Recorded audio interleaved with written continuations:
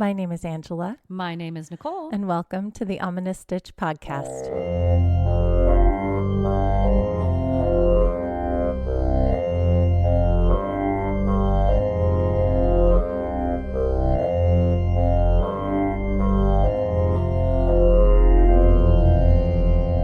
Hello, Stitchers! Hey, everybody. Welcome back to another amazing episode of the Ominous Stitch podcast. Welcome. It's still summer. It is still summer. And boy, is it summer. I don't like this it. heat wave can stop. Yeah. No, thank you. No, thank you. I know way back in when it was cold in the wintertime here, we were like, a little bit. It's too cold. I need the heat. Now I'm like, no. But I said, I don't know if you remember. I was like, no, I will take this over heat. Yeah, absolutely. Because you can always put more layers on. You can turn the heat on. Yeah. You can drink some coffee. Yes. No, now you have to like, take things off. And I don't want to take things off. I don't like, my body needs to stay covered. I don't want to take things off. I'm very modest. I like to be covered. You're so cute. Oh, thank you. But no, it's hot. And you have to carry a fan around with you everywhere you go too. It's been over 100. No, today is nice. Like I went outside. I was like, woohoo. It was a little foggy. Because we're going to be under 100 today. So I'm very excited. This is the first time in forever. My alpacas are so happy. For the first time. That was Nicole singing, you guys. Nicole busting out the song. Because that song I like so much. It's so good. Anyway. It's a good song. But yeah, so my alpacas are very, very happy to they have the water not be so splash cold. pads. They have the splash pads, and let me tell you, we got some more water buckets for them because of all this heat, right? And the water buckets we got them are oval shaped. They're very oblong, so they can put all 4 of their feet in the bucket. That is adorable. It's so cute to see them when they figured that out. They're like, "Ooh, game changer!" Because now they can cool their feet off because they don't have hooves. Here's a little alpaca fact for the day. I love it. Alpacas have pads on their feet like a dog. So they have pads and they have 2 nails. Oh gosh. So yeah, so that can get hot. Their feet can get hot. Aww. And so that's why we have the splash pad out for them. Nice. And they're on a soft surface. Are there boots for alpacas? Can you put booties on them? I don't know. I'm sure so somebody has done that. But yeah, maybe so I'll they crochet some booties. crochet some booties for the alpacas. But you know, they have pads on their feet and 2 nails, and they have fingernails, and you need to cut the nails because the nails grow and it can cause foot problems if you don't cut them. So no hooves, feet. Yeah. And so we got these oblong water buckets, and they can put all 4 feet in the water buckets. Ideally, they're for drinking, but they do have other water buckets that they will drink out of. I hope they're not like stepping in it and then drinking it. Yeah, no, get their dirty feet. Ew. No, so they stand in the oblong ones, and then they drink out of the other buckets. Good. And we also have some sprayers with our irrigation system that are supposed to be spraying some bushes, but those bushes died a long time ago. Oh, no. And so now I have them pointing in the alpaca arena. Good. So they get sprayed. They're being used. Yeah, so they get sprayed in the morning. And it's really cute to see them because the sprayers like rainbow up and over into their arena. And they just kind of stand under it and they're like, ooh. That is adorable. And then we also run their splash pad for them. So they have lots of ways to cool off. Yeah. They have a ton of shade all day long. The shade moves around all day long in their arena, but they have a ton of shade they can all get under. And then there's also a lot of dust, which they're like chinchillas. They do dust baths. Nice. So they'll roll around in the dust, and that cools them down too. Yeah. Because they don't sweat. Here's another fun thing. They have these little glands on their legs, and when you shave them, you can really see it, but they're like kind of naked patches where there's no hair growing. But those are their sweat glands, and they kind of secrete this. It's kind of waxy, which is weird, but so that's kind of their sweat glands. That's how they kind of cool off a little bit there. So it's like dogs, like they don't have sweat. They have to open their mouths and yeah. Okay. So the alpacas don't pant. It would be cute. That would I don't be know. adorable. I would love that.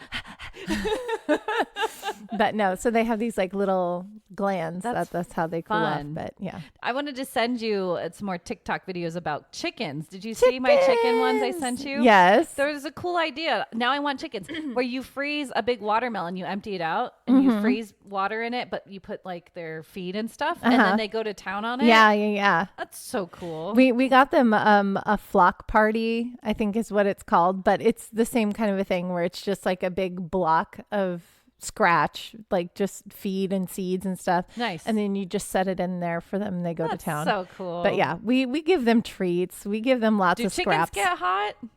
Oh yeah. And they're so cute. Figured. They pant. Yeah. So they'll open their beaks and they're like, yeah. And their little tongues poke out. And then they also take their wings and they like fluff their wings out like this. Because they're trying to get air trying under to there. cool under their armpits and stuff. So yeah, the chickens will get hot and they usually hang out with the alpacas, which is really cute. They all just hang out together. And it's also nice because they eat the flies. And so they help the fly population with the alpacas. Good. So yeah, so they go hang out with the alpacas and then you can find them anywhere there's shade and they dig and they bury down in the ground because it's cooler. Yeah, that makes sense. Yeah, so that's how they cool off. Very cool. And lots of water. So any water feature we have going on, there are tons of animals hanging around that. So of course. Bees, we have so many bees that are hanging bet. around the water. Everywhere we have water. Oh, Just bees. You should get a little beehive. That's what your next step is in your farm. Yeah, we've talked about having an apiary and starting some hives. That would be cool. We've talked about it. We definitely have a lot of bees. One of our neighbors, he used to have 13 hives, but I think now he's down to like 5 maybe. So, we've talked to him about starting our own hive, and a lot of his bees do come over to our property. Cool. You have a lot of flowers. We have a lot of flowers and they love, I let, all of the leftover artichokes flower because when the artichokes flower, they're so pretty. I bet they're just like this bright purple. And the bees love them. Yum. So we let the bees come and eat all the artichoke flowers. And then we Nice. have hollyhocks too, which are those really tall flowers that grow in the front of our garden. Yeah, I've And seen so, those. yeah, so they love those. So Awesome. they come and hang I out think in that's those my too. bucket list is to maybe get a bee, whatever you call it. Beehive? Beehive. Yeah. But I want to get the honeycomb and just eat it. Like straight up. I don't know why. That's so interesting. Like, I want to to eat the honeycomb. Have you ever eaten honeycomb? I mean, I've eaten honey, but not the honeycomb itself. Okay. You see them where you can get them in the jar. And I'm like, So I'm going to tell you, have you gone to the bee farm in Fillmore? no. So you take the 126. Okay. This is probably too much information for you guys. If you're a Californian. If you're a Californian and you're in Southern California, you can hop on the 126, which takes you to Fillmore. There's a bee farm that you can pull into and they have this honey store and you go in and they have all of the flavors of honey that you could ever think of. They have creamed honey, which is so good. I love the creamed honey. Okay. And then they have regular honey, but all different flavors depending upon what area the bees have been That is so going to. So cool. they'll have like sage honey, and it's all local. Yeah. So so you can taste all the different honeys, and local honey is the best honey to get because it also helps Seriously. with your allergies for that too. That's cool. So yeah. So, okay, I'll tell you where to go to this, you gotta send me a this text honey with it. store. Okay. And Honey store? the honey farm. I love it. Yeah, and you can go there, and then there's also a ton of fruit stands because it's like farmland. Yeah. So we take that. That is our road that we go out to the beach. So Nice. you drive down, and you can stop at all the farm stands, pick up any fruit you want, and go to very the bee farm and pick up all the honey. Deal. It's good, and they have free samples too, so you can try all the honey that you want before you go. Honey. Yeah, it's good. Thank you. Yay! You're Sweet. welcome. Sweet, yes. Sweet like honey. Little Taylor Swift for you guys. Yay! So what's got you in stitches, Angela? Stitch time. Okay, so what has me in stitches? I was telling Nicole, I was like, this is gonna be my stitch, and you have to see it. And I'm going to have you try this out later. She's hilarious. She's like pulling out this big bag. Okay. So even though it's been like super, super hot, so I'm preparing to go on vacation next week. That's why I prepared this episode today. It is? Yeah. It's related to you and me a little bit. Oh, But, yeah. I'm excited. Yeah. So we're going on to our family camp, which we love, but we're having my in-laws come and stay. And me being who I am, I want my house to be pristine. Of course. So I've been deep cleaning the house all week in the heat, and it's exhausting because I'm on my Yes. feet all day scrubbing and scrubbing cleaning. and getting everything Do you wear ready. gloves or do you not wear gloves? So no, I don't wear gloves when I deep clean. And I should too, and I don't. Yeah, I Why? should. My hands get hot and I just don't like it. I feel like my hands are to, too like bleh. Yeah. Yeah, so I don't. I just clean. And then, I but just wait, go. don't your hands stink after, like smell like bleach? Yeah, they don't smell good afterwards. Like I'll like brush my hair out of my face. Right? I'm like, ugh, what is that? Oh man, but whatever. That smell goes away. But it does. I'm the same way as you. It's though. annoying. I don't want to cook dinner after that. And Right? Like, you don't want to touch things. Yeah, don't want to touch. But whatever. So, but you're cleaning your house. Cleaning my house. So I do that all day long. And then when it gets cool enough, which is usually sort of around 7 p.m., when the sun starts going down, it finally breaks 100 degrees. Then we go outside and we do all of our evening chores and we clean up the yard. So I've been outside like hacking some trees down and I'm trying to cut down some of the overgrowth. So you're doing like heavy duty stuff outside. Heavy duty chores outside. We had, I don't know if you saw, but we had 5 tons of DG, which is granite, like crushed granite. Oh gosh, no. Delivered at I'll show you. So Okay. we have it delivered at the base of my driveway. Nice. And because we're building a pitcher's mound for my son. And so you use that. That's adorable. Yeah, you use the granite to. So he's going to be a pitcher now? Well, it's a batting cage, okay. pitching cage, Nice. all around everything. So his coach wants him to be a catcher, which also translates a lot of the catchers pitch as well. Right. And so we want to encourage that him. He's very excited nice. about. So we're building all of that. So we have that granite, and then we're also have it because we have a DG area in our backyard. This is all boring information for you guys. But anyway, so we've been digging and transferring and cutting down things and like working outside doing yard work. So all day long cleaning, outside evening yard work, and we're still doing our running challenge. So this week I had to do 5.5 miles. So every day it's like a mile or plus, because there definitely was a day I skipped. So I had to do plus extra. And so my legs are exhausted. My body is exhausted. Long story short. I'm old. My legs hurt. You're not old. I sit down and I'm like, oh, I can't feel my legs. Like if I sit down, I'm like, I can't move. I can't feel my legs. So my husband, and I think he got this on Temu. Hey, Temu or Shein? Yeah, Temu or Shein. That's where we're at right now. But we have these compression leg garments. That's crazy. I'm gonna let Nicole try them because they are a game changer. They were like $60. Okay. And so they're like these big Velcro things that you wrap and you put them tight on your legs and you wrap them on your legs and then you plug it in and you push a button and then they inflate. And it's like an arm air pressure cuff, if that makes sense. Yeah, you know how that doing squeezes? your blood pressure? Yeah, that squeezes your arm. Yeah. It does that to your legs. Yeah. So it squeezes your feet, it squeezes your calves, it squeezes It's like your a massage. Yeah, it squeezes your like upper Beautiful. legs and it gets everything just going. I love and it. feels so nice. So at the end of the day, I put my feet up, I put the compression legs on, and I just like sit on my couch and I watch the bear. And I'm like, oh, this is my happy place. It's so nice. I love it. So that's like what I look forward to every day is I'm putting glad you on my got it. compression legs. They're so good. That's so cool. It's so good because I had them after I had my C-sections in the hospital because you know, that is all like numb because of the spinal tap that they do. So they put the compression legs on you to keep your blood circulating. And so when we got these, I was like, oh yes, I remember. They're so good. So if you guys have, because like at night, if I don't use them, my legs get jumpy. Like I get the Jimmy legs. I'm like, you get restless leg syndrome. restless. Yes, exactly. And so this stops it and my legs feel great. Hey. So anyway, I'm glad. I recommend, that was like a really long stitch to get to, because if you're working hard all day, you need this wonderful little treat. It's a good so contraption. good. Very cool. Fantastic. Definitely worth the $60. Look at that. Yeah. Worth the money. Yeah. Okay, I'll try them out. Yeah, you have to try them out because you'll be like, whoa, this is so good. I love it. Yay. So cool. So Nicole, what's got you in stitches? It goes along with your stitch because I didn't mention this. So, we went on vacation. We were gone for over a week. We come back and our fridge just stinks. It reeks. Oh And no. yeah, and we were trying to figure it out, and I'm like, I cleaned this up. I thought I cleaned things, and then Hubs goes in and he's like, oh, what is this? And it's rotting lemons. Oh no. Just a bag of rotting lemons. We're like, Oh no. there's the smell. And I thought I had really good. I thought that was my best sense. With smell? My nose. No, I can smell it, but he has it just like he was pick it dialed up. in. Yes. So we got rid of them.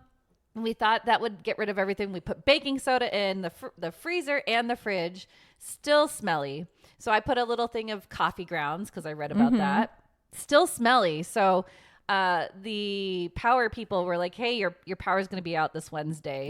Heads up. And we were like, okay, no, fine. it's going to be stinky. Yeah. So we just took that opportunity to purge everything. We're like, we're just going to get rid of everything and we're going to unplug it and we're going to let it sit and clean it and deep clean it. And so, yeah, I feel you on the deep cleaning. I came home from work one day.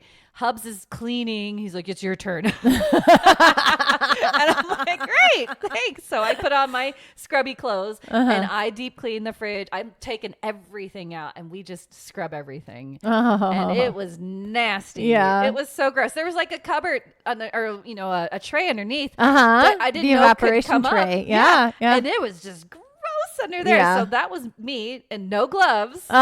Just getting in there. Oh, it was so nasty. Yeah. So now we have a very clean fridge and freezer, but we had no food for a couple days because we tossed everything. Yeah. So we had to eat out, which was fine. I grabbed some salads. But this morning he goes in, it still smells. I'm like, I don't smell anything. Oh no. He's like, I feel like I smell something. I'm like, are we going to replace our fridge? And it has been 10 years. It has been almost 10 years. But I'm like, that's a lot of money. It is a lot of money. So I don't know what we're going to do. Right now, there's a few things in there because I did take some stuff out, brought it to work and stored it, brought it back. But it's so frustrating. Yeah. So we have an ozone machine. Oh, that's and so, right. So if you want to borrow that, I'll talk to Sam and maybe we'll give it to you. We have the ozone spray. Yeah. We do that to our cars every once in a while. Yeah. We have kids and it's stinks. Yeah. It gets stinky. But we don't have the machine. So the ozone machine is awesome. We've used it in the house to, we've used it in the house to get rid of smells because we have animals and exactly. Yeah. And so we use it in all the kids' bedrooms and the different rooms, and it's great. You run it for like 3 hours, and it kills everything that's in there, and it removes all the odors. It does make it smell like chlorine for a few days. I'd rather have that than stinky, rotty smell. Right. It's but I don't smell like smell chlorine it. for a few days. Smells it, but. So yeah, the ozone machines are awesome. I'll look into that. You can't be in the room when it's doing it because it can irritate your lungs because it's, triple oxygen. That's not good for you. No. So it needs to, so what if you guys want to know the science I understand it, so it combines 3 oxygen molecules together, and that's unstable. And so the way that they break apart is they need to find like organic material, and so they'll attach it to it and it breaks it down. Interesting. So that's what removes the smell, and it's just eating up any that's what I thought bacteria or anything. Nope, that just covers it up. It doesn't eat it. This actually does. It's like gimme, and it kills living things. So it will kill bugs. We have so many. Yes. Can we borrow it? How much was it? We might just buy our own. So I'll keep you guys updated if we need a new fridge or not, though. Yeah. It's cheaper than a new fridge. Yeah.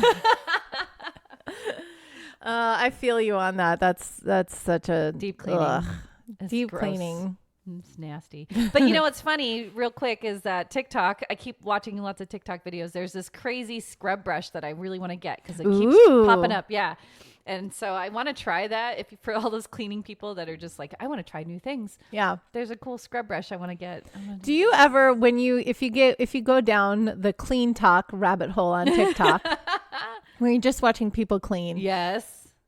I get jealous of that because I'm like, that never works for me. How easy things get done and how fast they clean. Yeah, no, I'm the same way. It takes me at least 3 times as long. Yeah. Than what if I do. use like a spray, like, cause I was, cleaning my bathroom. And so, they're like, okay, spray this on and then just wait a few wipe minutes it off. and then you wipe it off. I'm like, no, it doesn't, right? It doesn't wipe off. No, because then you got to spray some more and then you got to really scrub it. And then you got to scrub wash it in, and then there's so much suds. Yes. And like, you're like, it doesn't ever come off. I can't ever get it to wipe clean because there's just so suds much everywhere. I feel you. And it takes forever. I'm like, how do they just go and then wipe it clean? I don't know. That doesn't work. That's doesn't not work. real life. It's called the beauty of editing. And it takes me forever. And do you know what I did when I was cleaning my shower too? This is so dumb.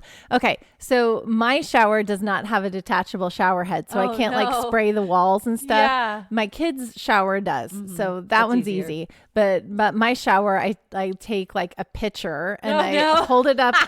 So I turn the shower on, I fill the pitcher full of water, and then I, run it on the walls to clean the walls off. And one time when I was cleaning this past week, I held the pitcher up and I'm like standing underneath it, right? And then I just take the pitcher away. And so I full on took a shower. I was like, crap, I didn't turn the water off first. Oh, that's awesome. I got Brain so wet. fart. I was like, I'm so tired. Well, you're already cleaning anyway. Right? And so I don't know. If any of you guys have a cleaning service or work for a cleaning service, how do you do it? I would like to know too. I want to know how. I've like definitely watched women on YouTube or TikTok and like trying to learn their cleaning techniques and trying to learn their tips. I'm like, they make it look easy, so easy right? and so effortless. And I'm like, I don't need. And then they'll show you the ratios they use for their cleaning solutions and stuff. I'm like, why doesn't it come out like that for me when I do? I don't get it. It's not working. I know. Oh man. I love the ones in Japan because they use hot water a lot of the time. Just hot water. And I'm like, and that everything doesn't comes do off. anything for me. I know. I'm like, how? There was this woman who I watched. Okay, we're going on such a big tangent. There was this woman that I watched on, I think it was YouTube because it was longer than a TikTok video. And she was like, I used my money from my divorce to buy this stall. It was a food stall in Japan. And wow. she's like, did I make a good investment? And it was like filthy. And so it was her cleaning it. And she's just like, clean. And done. Clean. And she's using hot water and then some powder. Like, I don't know what the powder is, but she'd like put the powder on it. And then just go, scrubby, rinse, clean. I'm like, what? How? Magic, because they're magical. Oh, teach we'll me your ways. I want to be able to do that to my house so that I can clean the whole house in like 30 minutes in one day and have it sparkling. Okay. Can you tell where our brains are this week? My goodness. We're like doing an entire episode on cleaning our houses. You guys, I'm sure all of you guys have had these moments before. We were just like, oh man. All right, we got to move on because this has nothing to do with our podcast. No. I'm very excited for what we're talking about today because I know it's stories during story time today, and I can't wait to hear all the different stories. I love it when it's story. I know it's story time, but I love hearing like real stories about stuff that happens. And the movie that you made me watch again. I have this intense love-hate relationship with the movie because the Blair Witch Project, and we've talked about it on the show before, and I'm surprised that we haven't done it. And then Nicole texted me, she's like, have we watched the Blair Witch for the podcast yet? And I'm like, no. Like, you're going to make me watch it again because I have no movie that I've ever seen has ever had me react as hugely as this movie has, like, just made me feel. Those words aren't wording right, but this movie is so intense for me. It's weird, right? Oh my gosh. For us, it was at a time that came out. It was brand new with found footage. This was like the first found footage. It was the OG, and we'll talk about it when we get there. But man, I have stories about this movie and how much it has messed me up. Yes, we'll get to that soon. We'll get to that. And before we get to story time and we hear all the stories, I have a really cool stitch that I'm dying to show you because I know this is going to be your most favorite stitch that I've done. She always calls this out because at first it was amigurumi's your thing. And then what happened? Amigurumi is your thing. It's 100% your thing. She knows me, so I'm excited. Yeah. So this is definitely your stitch. Yay. So are we ready to get to it? Okay. Yes. Enough talking about cleaning. Yes, no more. Let's get stitching.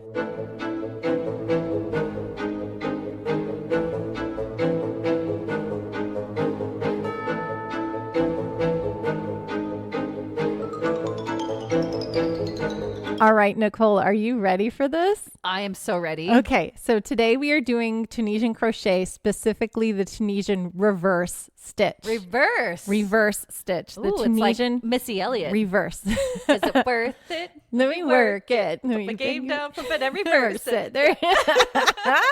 I love it. So this is the Tunisian crochet reverse stitch. Ooh. Or in shorthand, TRS, right? TRS. So I got this from Knitter Knotter, which is awesome. Knitterknotter.com. Knitter Knotter. KNITTER KNOTTER. So that means they're not knitters. Yes, she crochets. Hey, guess what? Crochet is not knitting. Crochet is not knitting. Tunisian crochet is close to knitting, but it is still close. Crochet. Right. It's kind of like halfway in between. Yeah. So this is the reverse stitch. And basically what you do is you go into the back loop instead of the front loop. And Nicole, remember how much you loved the ridge side? I love the ridge side. It brings the ridge side to the front. Yes. So that's what it does. It brings the ridge side to the front. That's the back. Okay. So it's kind of the same on both sides. I was going to say, you can just flip it. Yeah. I love it.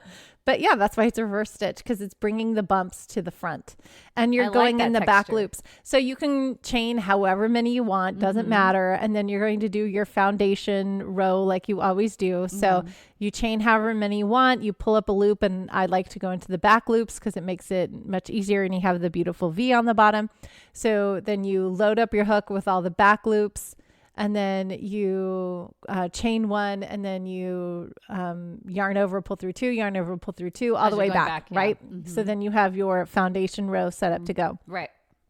And you know, when you're going into these stitches, you have the front bar and the back bar. Right. And then you also have two loops on the top. So to do the reverse stitch, the regular simple stitch, you go into the front bar, right? Like that. For the reverse stitch, you go behind and you go into the back bar. Nice. And you pull up a loop. I can't go into the back bar. So there it goes. Struggle town. So you pull in, you go into the back bar and you pull up a loop. That's it. Oh. You load it up, go into the back bar. Yeah. So you go in the back, go in the back door, and you go behind the back bar and you pull up a loop. Nice. And you go all the way down, chain one, and then yarn over, pull through two, yarn over, pull through two, the regular back pass. So the only thing that's different between the reverse stitch and the simple stitch is that you are going from behind and going into the back bar. Right on. Do not go in the front and pull the back bar forward. You will not be doing the stitch right. You have to go into the back, pull up a loop from the back bar. Got it. And go all the way down. It pushes that in the front. Yeah, it pushes the bump Super into the cool. front. So that's it. Yeah, the reverse stitch. I love it. And then it makes it all lay flat, which is awesome. I like that too. Because when you do the simple stitch or you do other Tunisian crochet stitches, it curls. Yeah. And this doesn't curl. This lays flat, which is so nice. I wonder, so can you do this stitch as a blanket? Sure you can. You can pull up as many, but you have to fit it on the hook. Yeah. So remember how they have the hooks that have the big... with the long thing at the end. Yeah. Okay. So you're welcome. Or you could also do, if you want to do a texture quilt, you could do a bunch of blocks and then connect them all together. True. Because the wonderful thing about Tunisian crochet, which is my most favorite thing about this, is that if you're doing squares and you're doing blocks, the whole thing is covered in V's. You have V's on the side. You have V's on the bottom. You have V's on every single side. So much easier to connect. V's on the top. It's just V's. So you don't have to like make up where you're inserting your hook to make a stitch. Yeah. I love that. There's V's everywhere. So you can just stitch the whole thing. Yeah. I love it. So that's one of the many things that I love about. Very, very cool. Yeah. Love it. So I'm just going in all the back bars here and pulling up loops. I like the color you chose. Thank you. It's a very pretty purple. It is. It's a husky purple. Oh, yay. Go Huskies. My nieces are at Husky soccer camp this week. Kidding me. Yeah. Oh, that's awesome. The weather's perfect up there right now. I know. Oh, my sister is complaining about how hot it is. She's like, it's so hot. 80s. I'm 80s. like, Heather. It was 80s the other day, and I was like, this is beautiful. It was like, I think she said it was like 95 or something, which is hot for there. That is definitely hot. It's hot for I'll give Seattle. it It to doesn't get that hot there. No. But, we're in 111, 115. I did not take my daughter to her soccer practice the other day because it was 103. No, I would die. So I'm like, my rule is if it's over 100, you don't go outside. Thank you. Just stay. Good job. You don't have to go play soccer. No. Because we're not going to cook children. No. It's too much. That's scary. Okay. All well, right. That's it. Another tangent going on. That's us. You know us now. We cannot We're in the stand hundreds topic. episodes. You got to know us by now. We're terrible. Oh my gosh. So many squirrels today. All right. But that's it for Stitch time. Ooh, are you excited I'm for story so time? excited for story time. Are you ready? I'm ready. It's story time.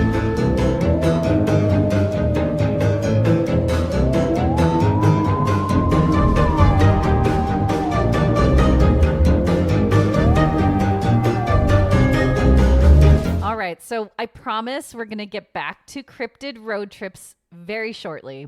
But for this special week's episode, I wanted to dedicate it to Angela. Yay, me. That's me. That's you. And a little from me. I didn't really go camping, but we were still in the wilderness. But as you see in the title, we're going to go into spooky camping stories. Yes. Oh my gosh. I am so excited for this, you guys. I'm so excited. So one of our favorite things that we do is like we make up our own stories, and so we have a handful of stories that we tell every time we go camping to the kids. They've become legend. I actually have one of them involves a clown that we created called Bobo. Yes, he has a song that we sing. My husband has made this so elaborate that we have a Bobo doll. Nice. Have I brought him out? Have you seen Bobo the clown? I think I have. I think okay. I have.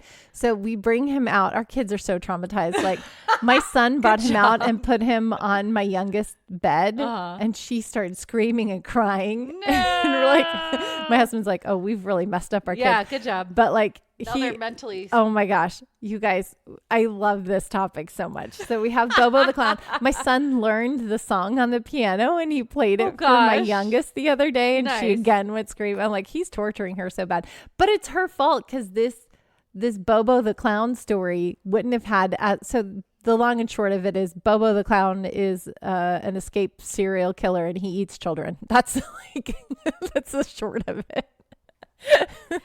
Good job parenting. But I mean, it gets involved and it's funny, but that's kind of what he does. When I think the first time we told this story, my daughter was like, my youngest was probably around 3 or 4. She was little. But so we told the story and we're like, okay, good night, kids. And, we sent them to their bed.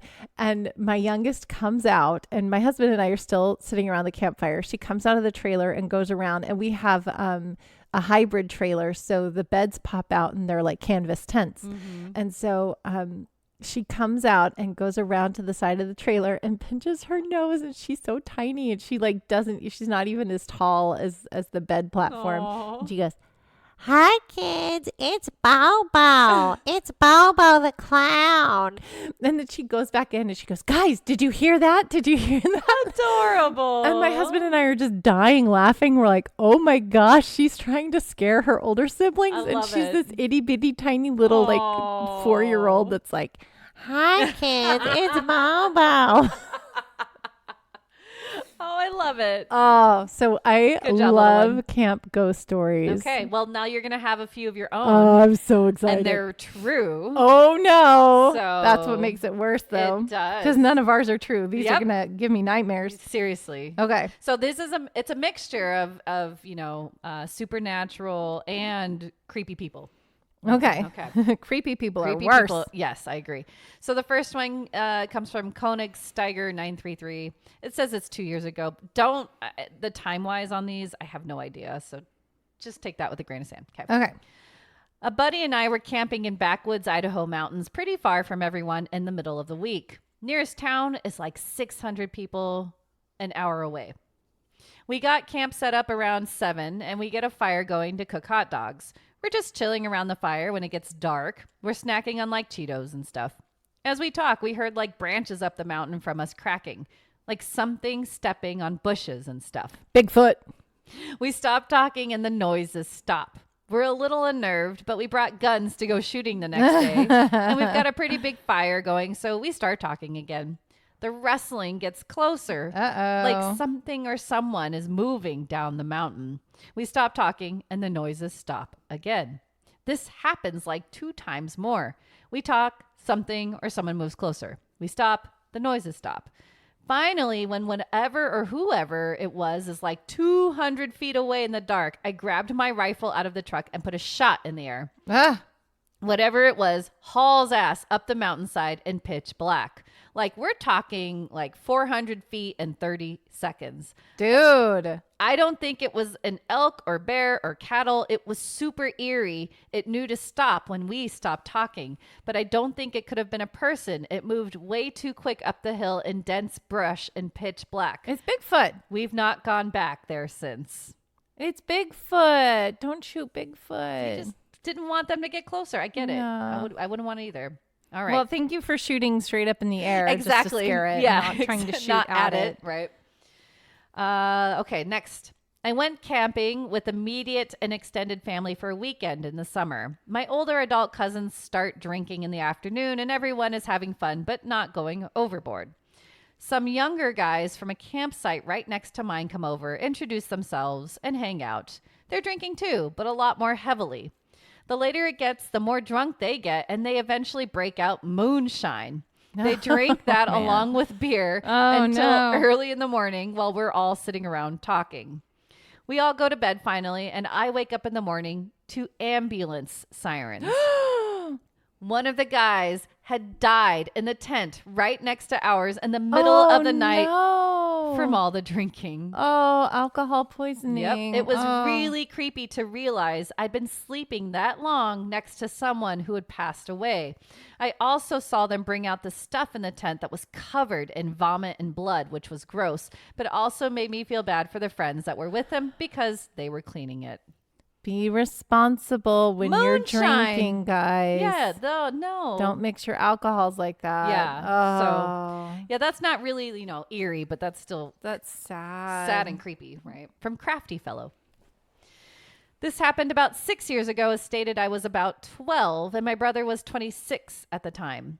My brother had been serving in the U.S. Army for several years when this happened and was deploying to the Middle East on his second deployment, if I remember correctly. Also of note was that he is a Green Beret and had recently, 3 or 4 months prior to this trip, completed the Army Special Forces qualification course. Robin Sage and all that. And by then was an active duty SF engineer sergeant. Definitely not someone you'd want to F around with. Yep. Given that we both grew up with a passion for the outdoors, he thought it would be nice to take me on a backpacking trip in northern Alabama, the Sipsey Wilderness for those familiar with the area, before he left for 9 months. The trip had gone smoothly up until the 3rd night we were camping out. Around 8 p.m., we had our camp set up, eaten dinner, and were sitting by the fire talking about typical boy shit, guns, girls, etc. For some reference, our spot was about 50 yards from a large stream and about 50 yards downhill adjacent to the large path. Our camp, the stream, and the path formed a triangle of sorts. This was summertime in Alabama, so it wasn't quite dark yet when 2 guys, who looked to be in their late 20s, wandered up and asked if we had seen any hogs while we were hiking around. Given that this is rural Alabama, we actually had seen some farther into the wilderness area and told them so. Even though they were relatively polite, my brother called them good old boys, I got a seriously creepy vibe from them. Dirty clothes, greasy hair, scraggly facial hair, etc. I think they probably looked like they belonged in the movie Deliverance. Oh, no. Yeah. They kind of hung out for a few minutes, maybe a little longer than they should have, looking around, asking us questions like how long we had been out there, how long we were staying, and what looked like them kind of sizing us up. Yeah, that's too much personal information. Exactly. They then abruptly said goodbye and walked away. I didn't necessarily feel threatened by them, and I know for sure my brother didn't, but I still felt uneasy about the whole thing. Fast forward 3 or 4 hours. My brother and I had gone to sleep and were nestled in our tent when I woke to the sound of multiple dogs barking. I've always been a heavy sleeper, and they sounded like they were only 100 yards away.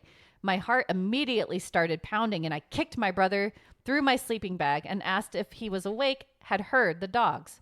He responded, "I'm awake. They've been getting closer for the past hour or so. Just lay still and don't make any sounds." Needless to say, 12-year-old me was about to shit my pants. Yeah.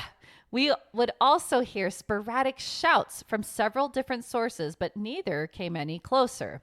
A few minutes later, my brother whispered, "They're just hunting for hogs. They use the dogs to pin them down, and then they shoot them."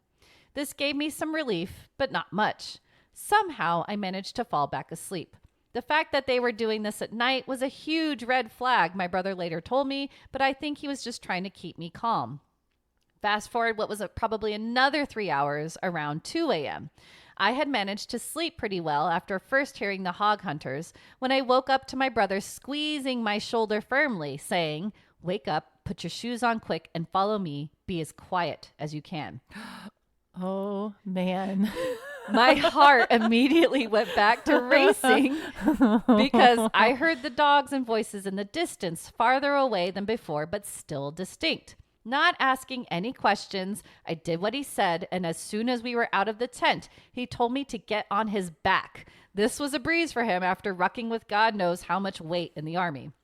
We snuck about 50 yards into the woods towards the junction of the path and the stream and crawled into some bushes.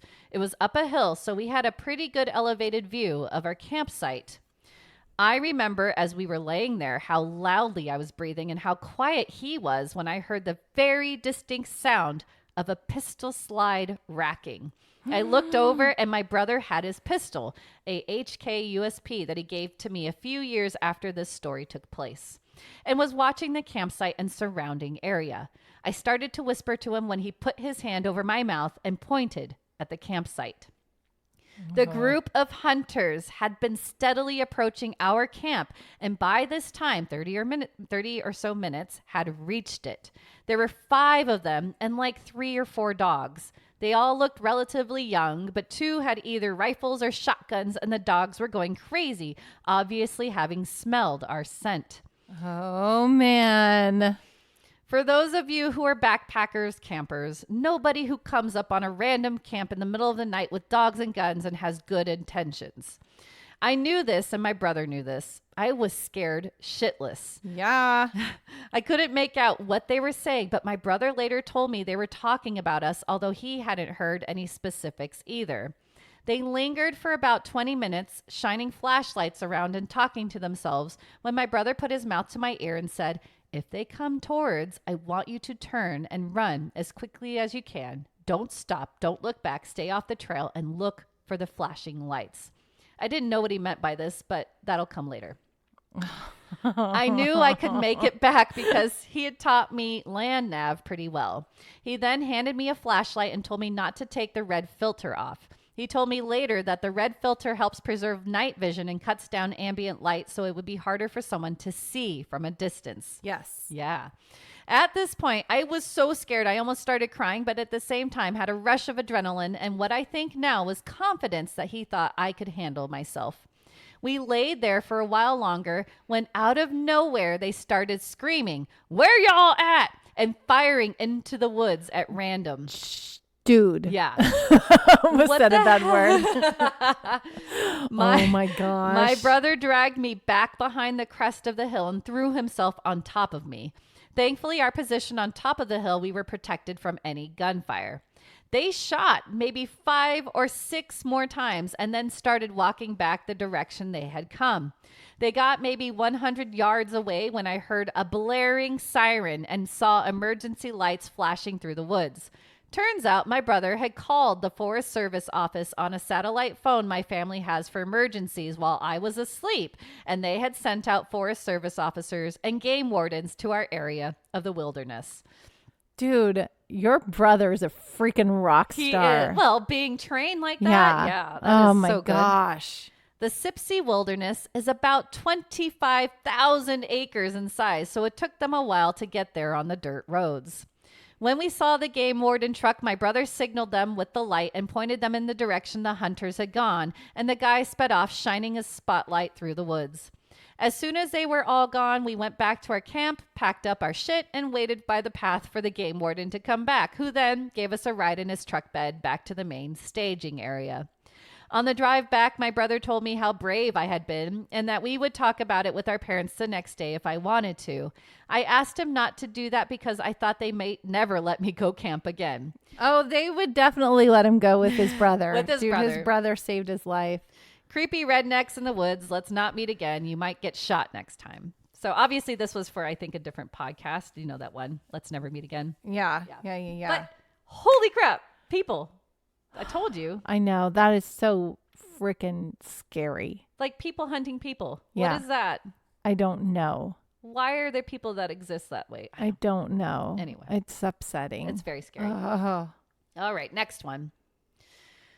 This happened when I was in Scouts, about 13 years old. We were camping in Joshua Tree National Monument in California. Yeah, Joshua Tree. For those who don't know the place, it's all sand, scrub brush, Joshua trees, and big rocks. No real trees, no leaves on the ground, no soft dirt, no water. Mm-hmm. When Matt and I set up our tent, we thought we'd be cool and set it up a ways away from the rest of the troop, who set theirs up around the campfire ring. I'd say about 100 feet. And we thought it was a good idea until we heard the footsteps. Big, heavy adult human footsteps in gravelly sand. Oh, that must be Mr. McBird trying to scare us. Mr. McBird, what? From way down by the campfire. More footsteps. Joel, my older brother, down at the campfire. Oh, shit. More footsteps. The odd thing was we didn't hear them walk away from our tent, and they didn't start up from the same place they stopped. We called the names of everyone there, and all of the answers were from down at the campfire, way too far away from someone to run from our tent to the campfire to answer from the correct place so quickly. And we would have heard the footsteps if he tried. Everyone answered except those we were assured had already gone asleep, and those were all little kids, not big enough to make those heavy footsteps. Dude. So we are freaking out.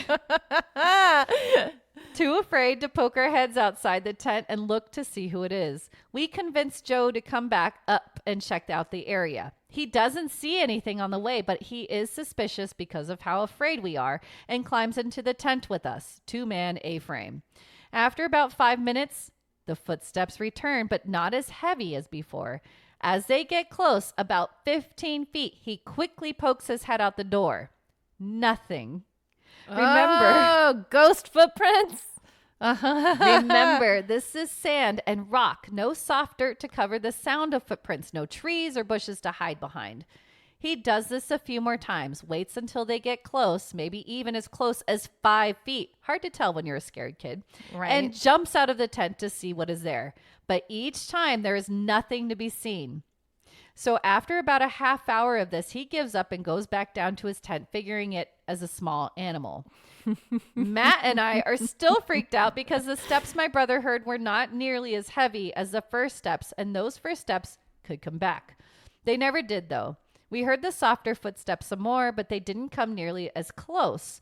We eventually faded off to sleep. We looked for footprints in the morning, but didn't see anything useful. We asked everyone in the group if they were playing a trick on us the previous night or knew if anyone else did. All said no, and no one ever later cracked and fessed up. We never did figure out what it was. Maybe a wild animal, maybe some kid from another campsite, but nothing really adds up. Teaches you to set your camp so far away from the fire. Right? Set your tents next to each other. That's why you next to circle the everybody. wagons. You get close to everybody. You stay close. Oh, that's Isn't that funny. spooky? Like coming back out, nothing's there. Nothing's there. You just hear the footprints and you're like, holy hear crap. footsteps.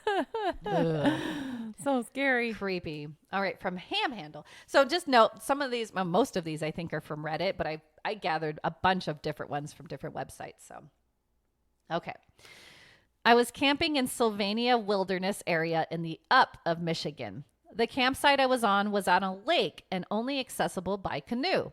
The first night at that campsite, I was sitting at my fire in the dark.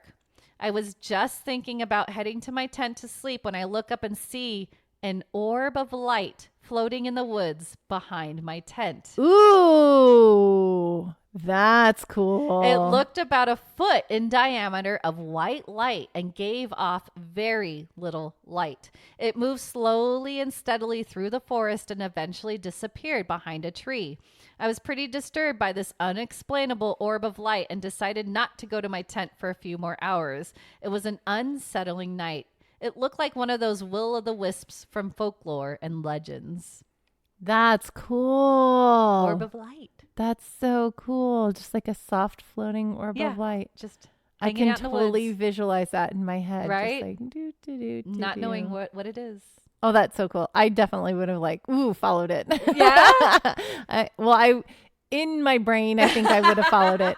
In reality, I probably would have froze and just oh crap, and just watched it and are my eyes playing tricks on me? Happening? What's really happening? Creepy, right? I would have watched it at the very least. Well, it did. In my heart, I would have wanted to follow it, but I probably would not have. I probably would have been too scared. Yeah, I don't think I would have gone in the woods. All right, next one. Temporary Brain 61. I don't know how to start this off, but it pretty much starts back when my dad died back in 2021. We used to own this property down in a small little town in West Virginia. I go down there for many reasons: deer hunting, fishing, and riding. I went down there to visit my dad's ashes because that's where he wanted to be cremated and set by the fire. I went to talk to his ashes, and instantly I felt something off. I felt like I was being watched, and I've never felt this fear before because I'm a very strong person that could lift very heavy weights. Therefore, I just never got scared of many things. You're just big and strong. Yes. Because I knew I had the strength advantage. Nothing too bad happened until later this night around 8 p.m. to get tucked into bed and leave around 1 p.m. the next day. I wake up to a tapping noise on the window on the somewhat screen door. From what it looked like my dad's vase of ashes with his picture on it, and someone was playing some unfunny puppet play joke on me to think they were funny. I opened the door after looking through the foggy window to see absolutely nothing. Oh, interesting. So he thinks he saw somebody holding his dad's ash jar. Yes. And tapping on his window. With the picture. Yeah. Yeah. Oh, but there was nobody there. But there was nobody there. It was just Dad saying, hi, thank you for visiting. So later that night, I went to bed after checking around. Keep in mind that I'm all by myself around 12 a.m. I see the stupid same puppet play-like show through the blurry window. But this time when I went up to the window, my dad's vase of ashes had a voice saying, "It's me, son, your dad." Oh, see, only to see the vase sink to where I can't see it through the window because it got too low to see it, only to see a big black head with white eyes and a smile showing all its teeth. It's Dad. No, that is not Dad.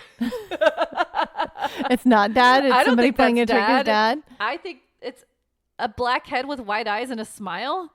No, that is. Well, I don't know what the dad ghost looks like. I don't know. I think that's not it. Okay. It had very bad teeth, about 2 feet wide and 2 feet tall head. I knew this thing was tall and was after me. Okay, yeah, that's not Dad. I went out there to let it know who it or he or she was messing with. Oh, only big tough guy. That's right. Only for me to walk out and see a 20 to 30 foot tall sized veiny creature. Oh, crap. What is that? I don't know.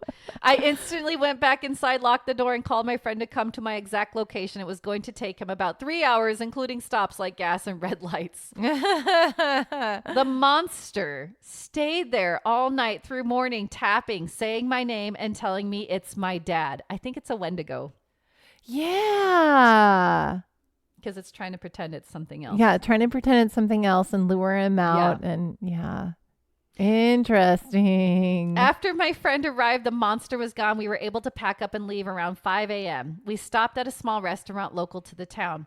I hear this 63-year-old woman and 70-year-old man talking about this same monster, and it haunted them. So I guess I wasn't the only one. Whoa, that's crazy. Yeah, how does that work? It's 2024 now. In my 3 years, I haven't stepped foot in that town, and that creature still haunts me, and I still get nightmares about it. My girlfriend wants to go down there to see this place for the view, and I keep denying her to go. A quick question for my West Virginians. Have you seen this monster? Dude. Do I have a West Virginia? I have a West Virginia cryptid that I think is the same thing. Oh, I'm yeah? just putting it together in my head. Yeah. So we'll get to that. That's cool. soon. That's cool. Okay, remember this story Yeah. for when we get to West Virginia. We talk about this cryptid. But, okay, well, How cool, though. it might be the same. Anyway, I mean, scary. very creepy. Very creepy, very scary. But wow. So we have a story that goes with our cryptid I when we think get so. to West Virginia. Hopefully. I don't even know. I can't think because West Virginia, just a heads up, this is way in advance because if you remember, West Virginia is a Mothman. Yes. And I did a report on something else in West Virginia, and I think it's this, but I don't think it has a head, so that's why it might not be the same thing. Oh. So I'm giving spoiler alerts. left and right. But anyway, but that's creepy, right? That is very creepy. Not cool. Not cool. I don't like that creature. No. It's your dad. Yeah, it's your Open dad up. with the vase in the Yeah. picture. Oh my gosh. No cool. All right, next story. One of my college professors told us his story. He was camping in the Cordillera. Ha, there you go. Cordillera Mountains and had his own tent. He woke up in the middle of the night to find a woman with unkempt hair and torn and bloody clothing crawling on all fours toward him. Oh no. He Oh, screamed no. and woke up. It was a dream. Oh my gosh. But when his friends rushed to his tent to see what was the matter, he told them about his dream, and a few of them became visibly uncomfortable with all the color draining from their faces. They insisted that they leave camp as soon as the sun came up. It was only after they had left the mountains that his friends told him that several of them had shared similar dreams, except in their dreams, they saw a woman crawling into my professor's tent. Oh my gosh. That one got me. That one got me. That one got me. I have chills everywhere right now. That one got me. Isn't that spooky? Oh my gosh, Nicole, I'm like turning red. I have chills everywhere. My face is red. That was a good one. Right? Wow. Not cool. No, not cool. No wonder where they were like, yeah, we got to Let's go. get out. Let's go. Yeah. We got to get out. Oh, man. Who's this woman, dude? Okay. Oh, dude. Yeah. Next. Minnesota Valley State Recreation Area, early 2000s. My wife and I were a bit new to camping together, and during our travels through the state, we found this state campground just west of Shakopee. We got there before sunset and snagged a campsite. We thought it was unusual that we were the only people at this campground. Yeah, that says something. Which was only accessible via a 5-mile gravel road from the main highway. But we saw a park ranger driving through when we arrived, so we felt like everything was okay. We unloaded some of our gear, tent, tarp, buckets of supplies, just to reserve our spot and headed back into town for a quick dinner. This was before we got skilled at cooking our campsites. Dinner took longer than we expected, and we knew we had to get back to our campground before the gates closed at 10 p.m. We made it back with about 15 minutes to spare and started setting everything up. Jeez. That's late. That's setting up camp in when the it's dark. That's not cool. That's not No. fun. Not long after we got the air mattresses and sleeping bags inside the tent, we started hearing the crunching of leaves in the darkness just beyond the campsite, like heavy footsteps. It went from one side of the site to the other for a few minutes and seemed to follow wherever we went as we set up the site. Suddenly, That was followed by a very loud, deep, unnaturally gravelly and raspy moan that chilled us to the bones. Nope. It didn't take long before my wife and I started feeling unnerved by the noises. Curious about what it might be, I took a flashlight and shined it into the woods in the direction of the noise, just to relieve my nerves and make sure there was nothing to fear. However, almost immediately after shining the light into the dark mass of trees, the light reflected off of two eyes at the height of another human several feet away. I felt the blood rush from me as an almost paralyzing terror took over me. Even thinking about it now still gives me chills. I told my wife what I saw, and she declared in no uncertain terms that it was time for us to go. Yep. Go time. Bye. I would leave all the camping gear and everything. Just jump in the car and go. Come back. We're going. Yeah. By now, it was already after 10 p.m. and the campground gates were supposed to be closed. We hadn't seen the park rangers since we returned from dinner, but we didn't care. We threw all of our valuables back into the car along with whatever we could quickly grab and took off toward the entrance, leaving our tent, sleeping bags, and most of our gear behind. We were relieved to see that the gates were still wide open, as if the entire area had been completely untouched, and we sped off back down the gravel road to the highway. About 1.5 miles down the dark gravel road, one of our tires blew. No! Of course. No! We had the choice to stop and try to put the spare in our pitch black surroundings, or we could risk driving on it and possibly do further damage to our car until we get back to civilization. With the creeping sense of dread following us from whatever was with us at our campsite, we pressed on. Eventually, we made it to a gas station off the highway where a very kind couple offered to help us change the tire and accompany us back to camp to get the rest of our stuff. But we instead thanked them for their generosity and kindness and found a cheap motel room in Shakopee for the night. The next morning, we went back and everything was significantly less scary in the daytime. We gathered and packed up all our stuff that had been there from the night before and felt much relief. We didn't know what it was that we heard or saw. A bear? Some kind of spirit? The Wendigo? Or maybe our minds was just playing tricks on us. We never forgot about it though, and we always think about it when we go camping now in a dark, remote, isolated area by ourselves. It was the park ranger just coming around the Moaning. Are you okay?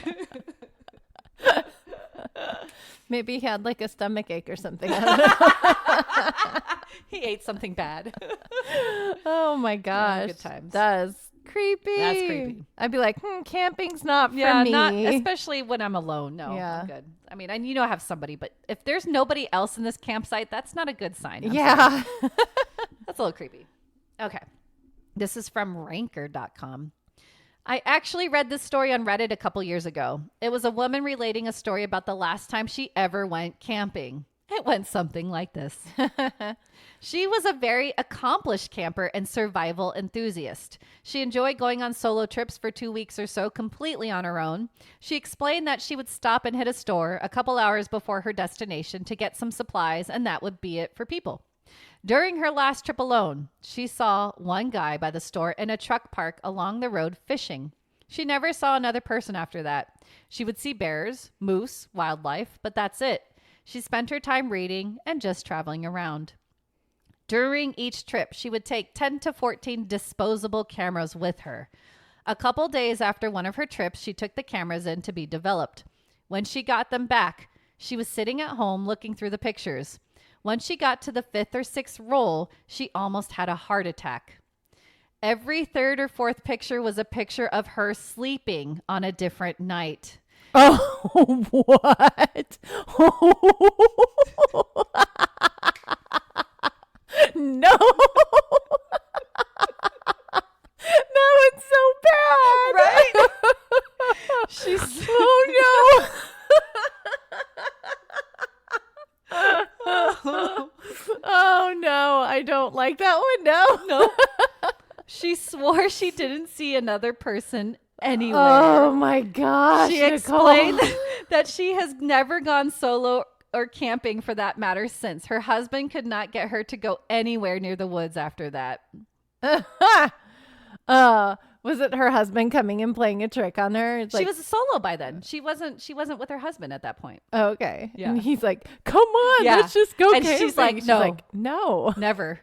People are taking pictures or something is taking Something is pictures of taking me while I'm pictures of- sleeping. And I'm alone. You're so vulnerable at that Right? state. That's why camping so freaks me bad. out. That's why I was laughing so hard, so uncomfortable. I can't. Oh, Isn't that creepy? I don't want to go to sleep anymore now.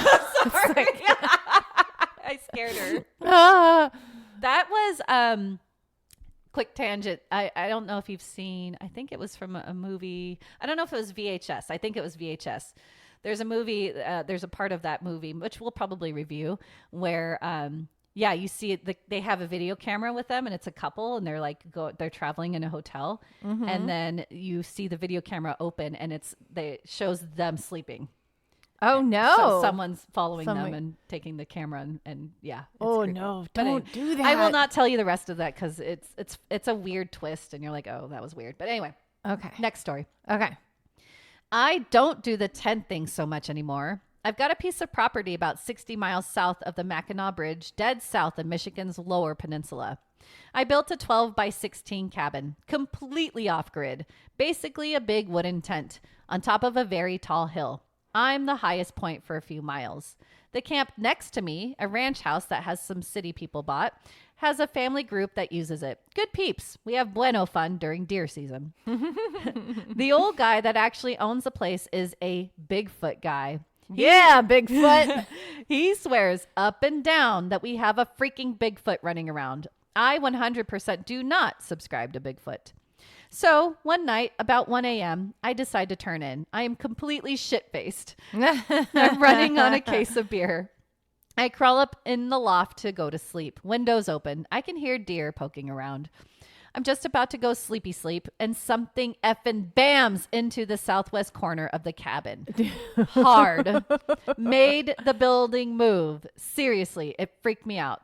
But as aforementioned, I was shit-faced. I fell asleep.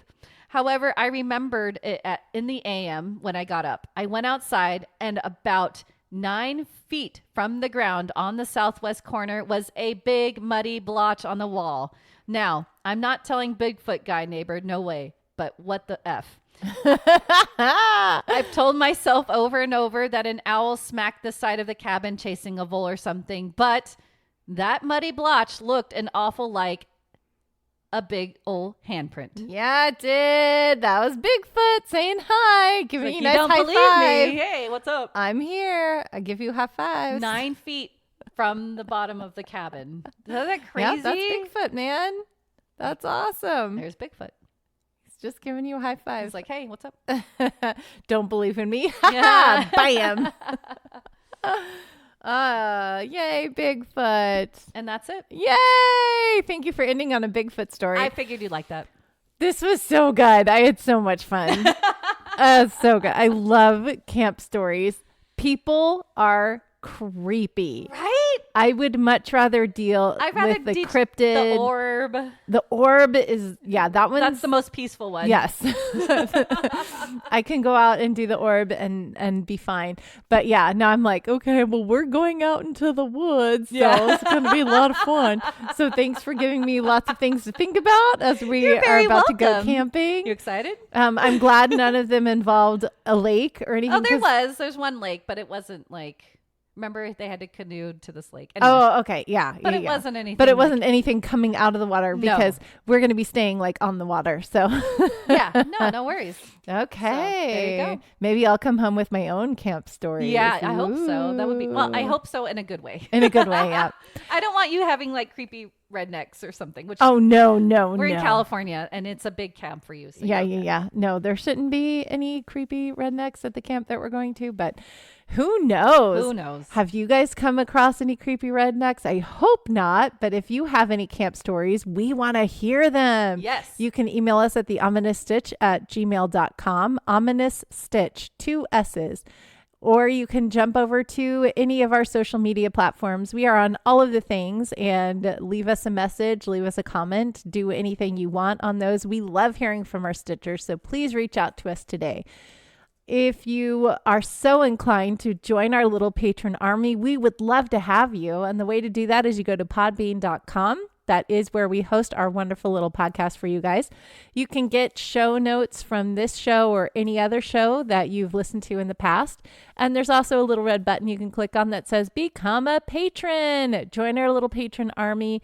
Any amount that you want to donate really, really, really helps us to be able to continue to do this for you guys. We are 2 years strong now. We just celebrated our second anniversary. 2 years. Nicole texted me and she's like, happy 2 years. Yeah. And I was like, really?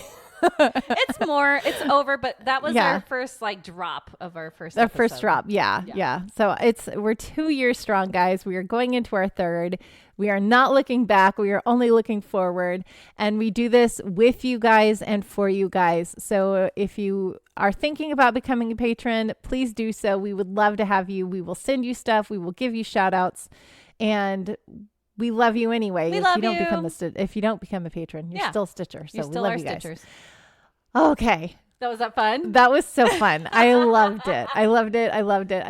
I had so much fun. I was crocheting the whole time and listening to ghost stories. This is exactly what I love. Exactly. So my favorite thing. Yay. Okay. Now we have to do one more thing. Yes. And we're doing probably the movie that scares me the most out of my life that I've ever been scared in my life. Yes. Wow. Okay. Yeah. Are you ready? Yeah. It's movie time.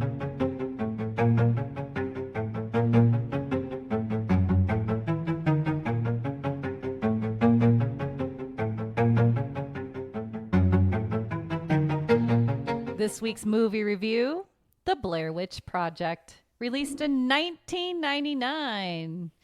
IMDb rating of 6.5 stars. I thought you were going to sing something, so I didn't do it. That's why I paused. 1999. There you go. Thank you. All right. Sorry. Okay. I was too busy preparing myself to talk about this movie Sorry. to have a song cue. No worries. All right. And synopsis.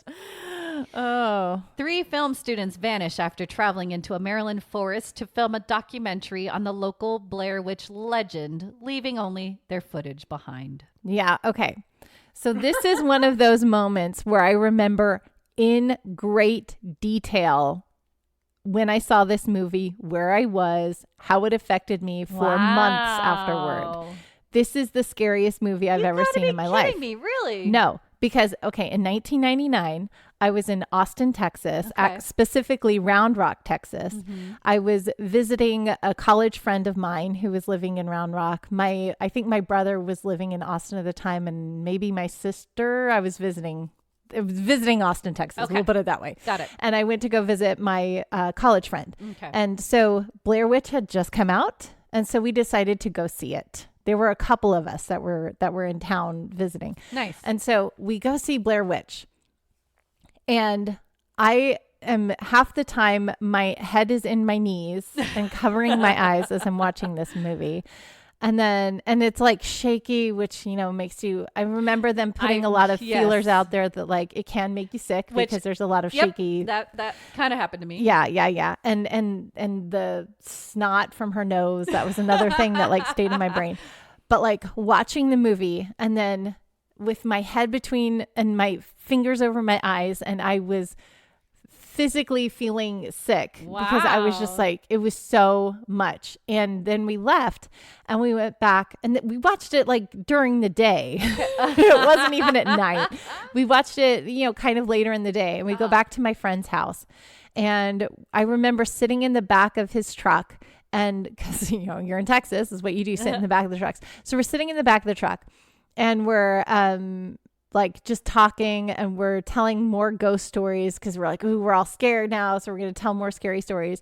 And I was supposed to stay at my sister's house that night, but I did not want to drive in the dark. I was so scared. So I called my sister and I was like, look, I'm going to crash at my friend's house because I'm too scared to drive in the dark. I don't want to be alone for any part of my day. It messed you up. Wow. It messed me up. And so we continue to tell scary stories and then I can't sleep. So when we go back inside the house and, we all go, he had enough bedrooms for everybody to have separate rooms. So I go into my room by myself and I'm like, I can't sleep. I can't sleep. I can't sleep. I was just like, the whole movie was playing in my head. Oh my and it was gosh. specific. The specific scene is, who is it? Is it Josh that goes into the corner? Or is it the other one? What is it? Michael? Yeah. Michael. I don't remember. Isn't that funny? I remember Josh too. Yeah, I think Josh was already gone. Michael. So it was Michael. Yeah, and they're the same names, by the way. Well, very specifically on purpose. Yes. And we can talk about that too. Yeah. So Michael is standing in the corner, and that's the shot that lingers in my brain the whole time, is Michael in the corner. Standing in the corner. Yes. And so every time I close my eyes, I see him facing the corner, and I'm like, curse word going through my brain. F word, just like, I can't do it. I can't sleep. So I had to have the lights on in my room and the radio on. I had to sleep with lights on for at least a week. I'm not kidding. At least a week. It really messed And you I up. had to have radio or noise or something on in the background for at least another full month after that. How old were you? I was going into my senior year of college. I'm 20 years old, 20-year-old. And I'm like, I can't do this. I can't do this. That's crazy. It messed me up. And this is why, because that was the first scary movie where nothing happens to the bad guy in the end. That's right. Yeah. That was the first But you movie that I never saw. see the bad guy. That's the You crazy never part. see the bad guy, but nothing happens to him in the end. Like, I know that even if there's sequels and stuff, you see the bad guy, you see the battle, they usually conquer the bad guy, and at least one good guy makes it out. Right? Right. The bad guy gets it in the end. And this is what I specifically remember about it. I'm like, I always hated scary movies. And then when I went to see this one, I didn't really want to see it, but everybody else did. So we're like, oh, yeah, we'll go see it. And this is what really turned me off on scary movies, because I'm like, the bad guy doesn't get it at the end. Wow. And also, the whole thing with this movie is that they released the way they released it and the way they publicized it is they made it seem like it was actual Real. found Yeah. footage. They Yeah, made yeah, it seem yeah. real.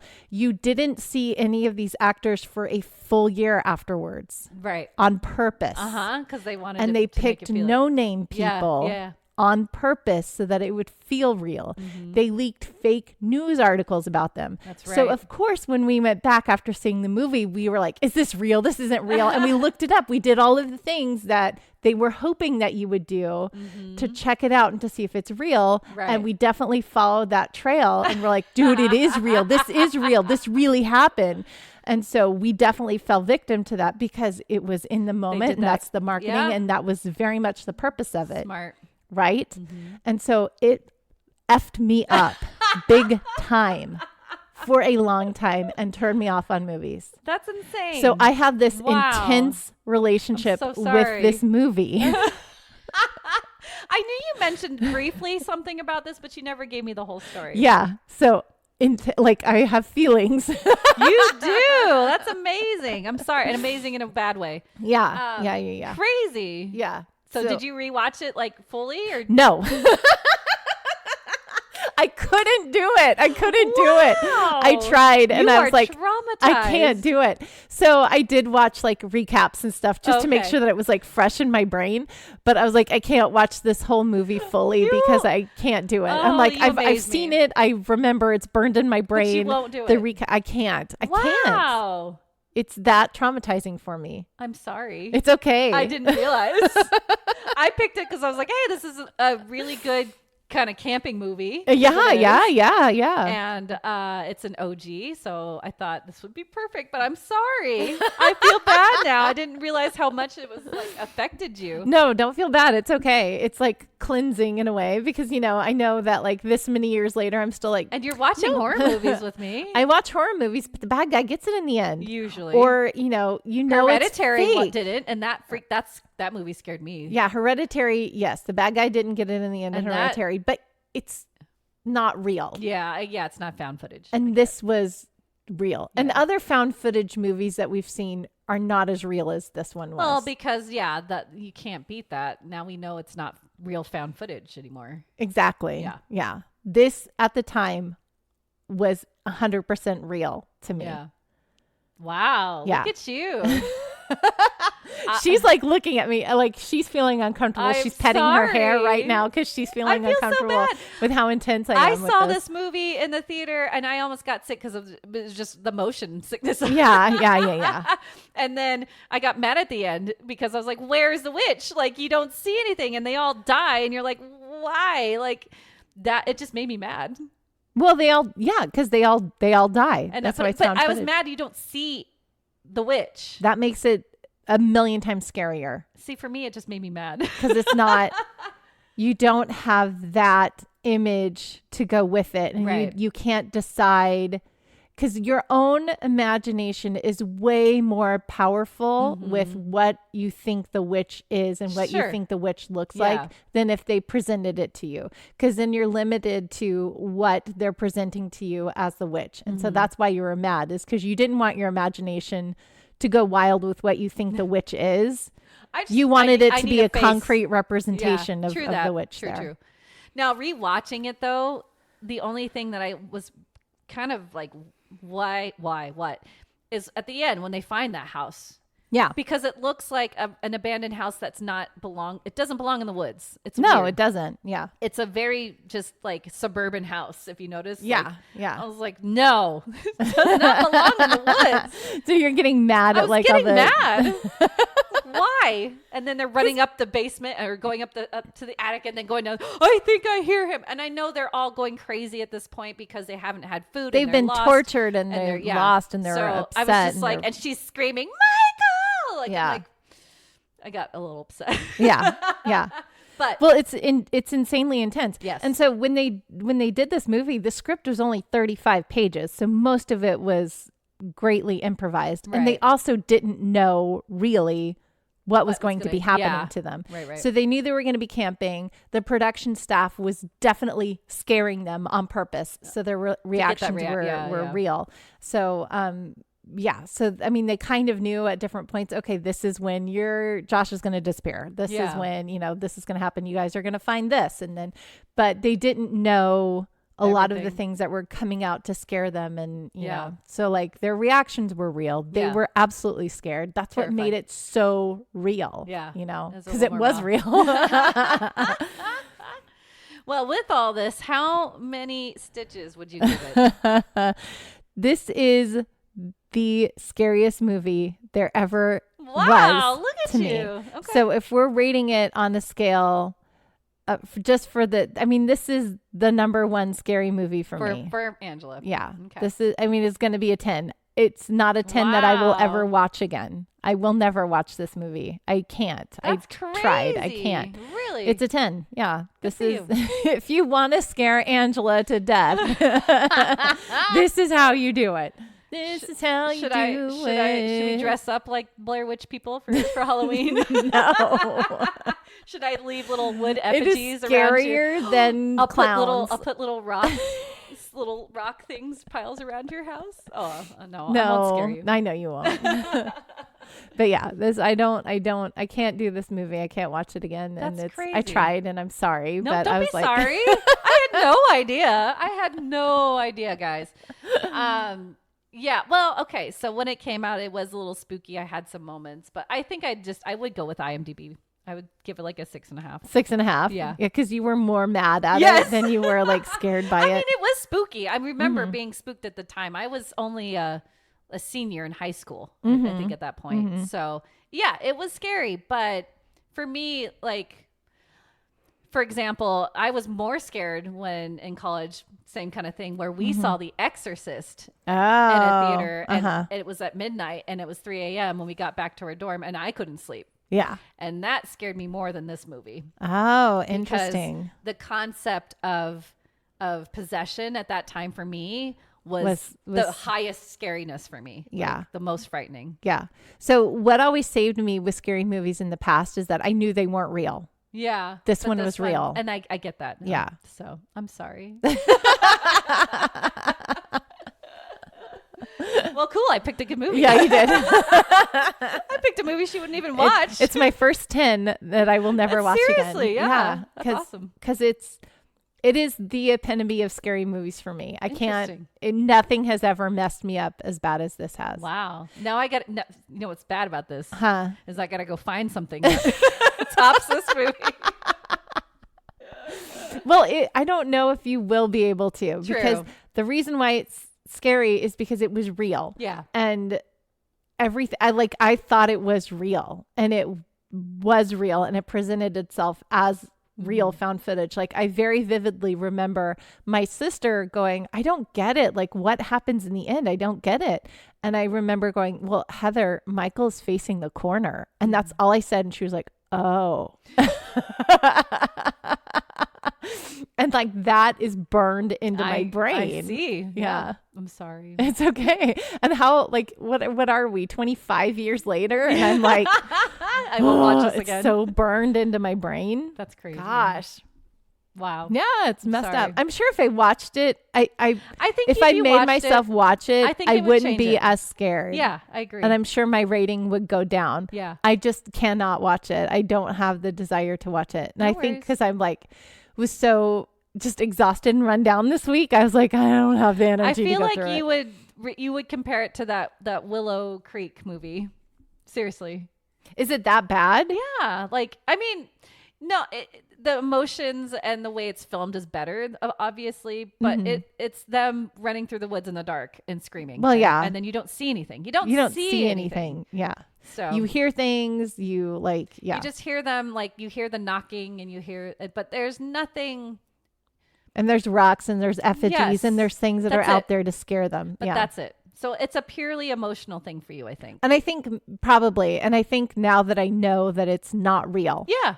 You And can at do the it. I time, promise because you we can do went, it. because we definitely, after we saw the movie, we definitely went to the websites and we did all the research and we're like, oh, these people really are dead. These people really Right. are gone. So you believed it and you felt it. And so that's kind of ingrained in your head. Yeah. But Yeah. now that you know they're not. Now that I know they're not, they're just actors. maybe eventually, maybe when I'm like 50, I'll be brave enough to watch it again. 60 years old. Angela's sitting there watching Blair Witch Project.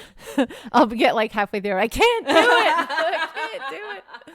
Oh, the whole concept of it, like the ritualistic, like when they're doing all the storytelling in the beginning and they're talking about all, the Coffin Rock and what happened at Coffin Rock and the serial killer guy. And he's like, okay, I'm finished now. And, like all of the stories that go along with it, the lore behind it, I was just like, oh, Yeah. it's They did a good intense job and with gross. that. Yeah. But They no, did. It was fun. So I'm sorry, though. That's okay. Messed you up. Like, you didn't do it to me. This is long before I knew you. Yay. Oh, wow. So, okay, Next I'm time exhausted. I won't pick I'll pick a better movie next time, I promise. No, it's good. It's good. You guys know what my 10 is. I thought it was real at the time. If you guys thought it was real at the time, I want to know your thoughts and feelings on Blair Witch. So let us know. Yeah. Email us. And until next time, and we get into bigger, scarier stories, you guys, we'll see you, Stitchers. See you, Stitchers.